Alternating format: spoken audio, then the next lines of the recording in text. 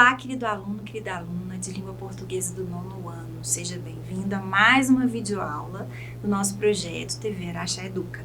Eu sou a professora Nadi e vou te acompanhar durante seus estudos de língua portuguesa. Lembrando sempre que esses vídeos educativos são complementos das aulas que você tem na escola.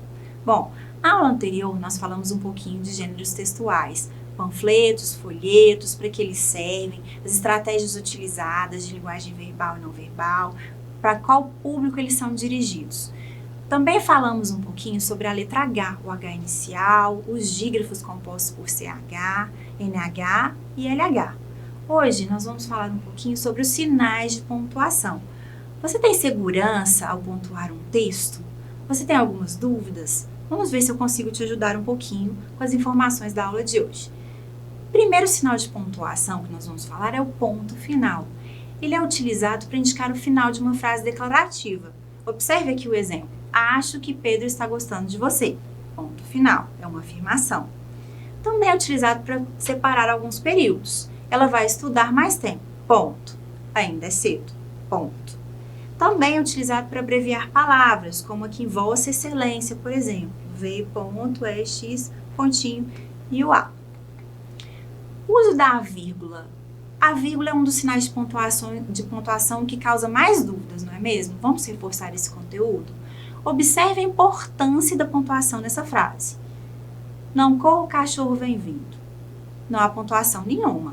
Verifique agora. Não corra, o cachorro vem vindo. E agora? Não, corra, o cachorro vem vindo. E aí, é para correr ou não é para correr? Eu devo correr exatamente porque o cachorro está chegando, está vindo, ou eu não posso correr porque o cachorro está vindo? Confuso, não é mesmo? Veja como é importante saber usar corretamente a pontuação de uma frase, para que a gente seja realmente entendido e consiga entender. Vamos falar, então, um pouquinho mais especificamente da vírgula. O primeiro uso dela, separar o vocativo. Então, quando eu chamo, quando eu tenho um nome, eu devo separar do restante da oração. Por exemplo, Marília, vírgula, vá à padaria comprar pães para o lanche. Ponto final. Também uso para separar aposto, ou seja, aquela parte da frase que traz uma explicação, uma exemplificação, uma informação além, mas que não é tão necessária para a compreensão da frase.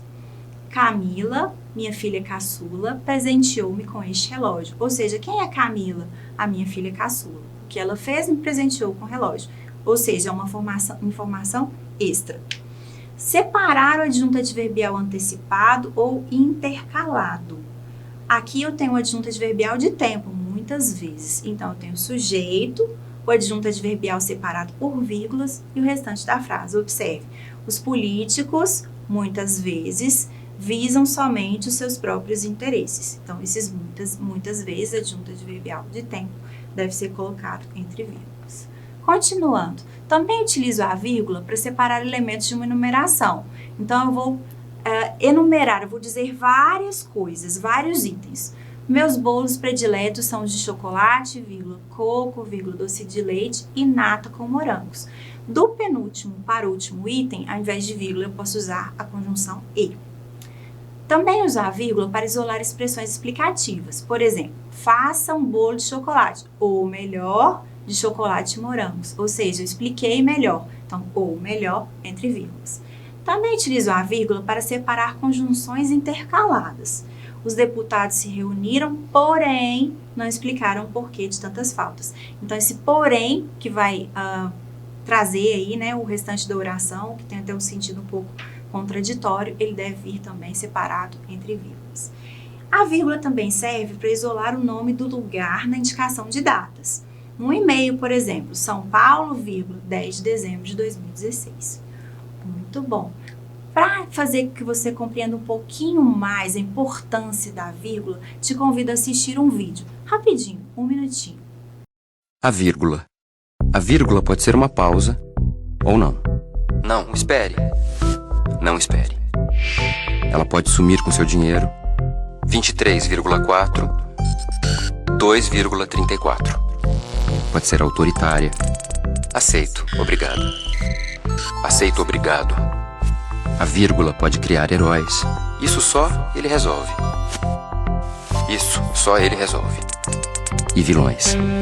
Esse juiz é corrupto. Esse juiz é corrupto. Ela pode ser a solução. Vamos perder. Nada foi resolvido. Vamos perder nada. Foi resolvido. A vírgula muda uma opinião.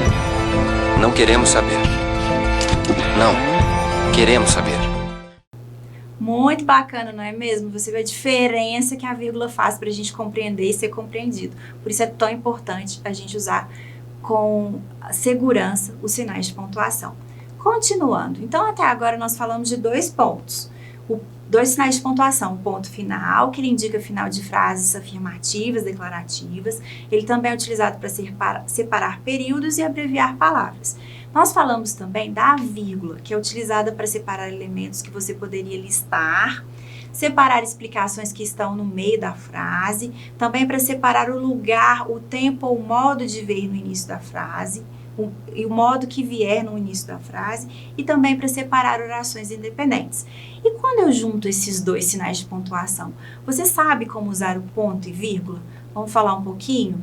O ponto e vírgula é usado principalmente para separar os itens de uma sequência de outros itens, como numa receita, por exemplo. Para preparar o bolo, vamos precisar dos seguintes ingredientes, 2 pontos. 1 xícara de trigo, ponto e vírgula, 4 ovos, ponto e vírgula, 1 xícara de leite, ponto e vírgula, 1 xícara de açúcar, ponto e vírgula, 1 colher de fermento. Também podemos usar o ponto e vírgula para separar orações coordenadas que são muito extensas, ou orações coordenadas nas quais eu já tenho utilizado a vírgula. Vamos analisar um período aqui de Visconde de Taunay. É um período bem longo, bem extenso. O autor já tinha utilizado a vírgula algumas vezes e ele não queria utilizar o ponto e recomeçar um novo período. Por isso, a estratégia que ele usou foi usar um ponto e vírgula. Perceba, o rosto de Tess, amarelenta e feições inexpressivas, numa quietude apática, era pronunciadamente vultuoso, o que mais se acentuava no fim da vida, quando a bronquite crônica que sofria desde moço se foi transformando em opressora asma cardíaca. Os lábios grossos, o inferior um tanto tenso. Observe o recurso que o autor usou de ponto e vírgula, por se tratar de um período muito extenso, em que já havia utilizado várias vírgulas anteriormente.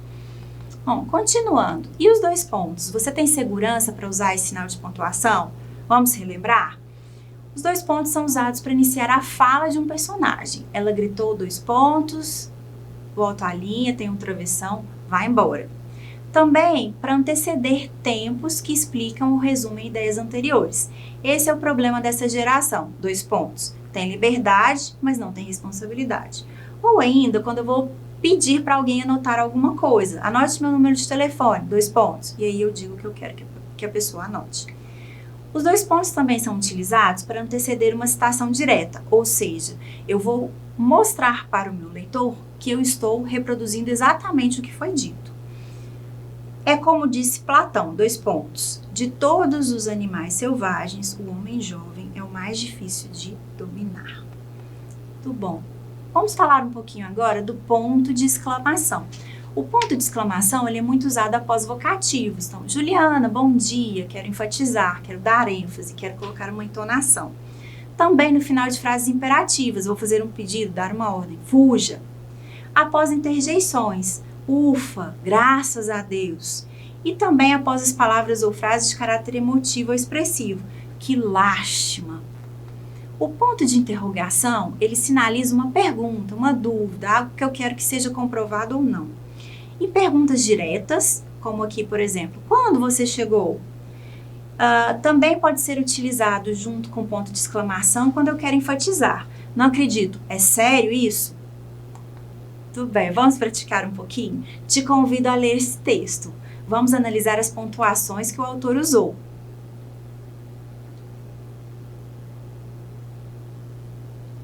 Berto. Berto era um abominável homem das neves. Ele gostava tanto das montanhas nevadas quanto das distantes florestas. Certo dia, Berto estava perseguindo 2 borboletas quando elas pousaram em uma pedra. Silenciosamente, ele rastejou para perto delas, mas do outro lado da pedra havia um garotinho. Que susto! Ele nunca havia visto nada igual. Berto mergulhou na moita para se esconder. Mas, ai! Os galhos tinham vários espinhos. O garotinho andou até Berto. Desculpe-me, ele disse. Eu não quis assustá-lo. Meu nome é Tom. Quem é você? Eu sou o Berto, um abominável homem das neves. Muito bom. Perceba aqui a presença de ponto final, vírgula, ponto de exclamação, 2 pontos. Vamos analisar. Bom, na passagem silenciosamente, vírgula, ele rastejou para perto delas, a vírgula separa uma palavra que indica. Letra A, o modo com que Berto rastejou. Letra B, o lugar para onde Berto rastejou. Ou letra C, o tempo com que Berto rastejou.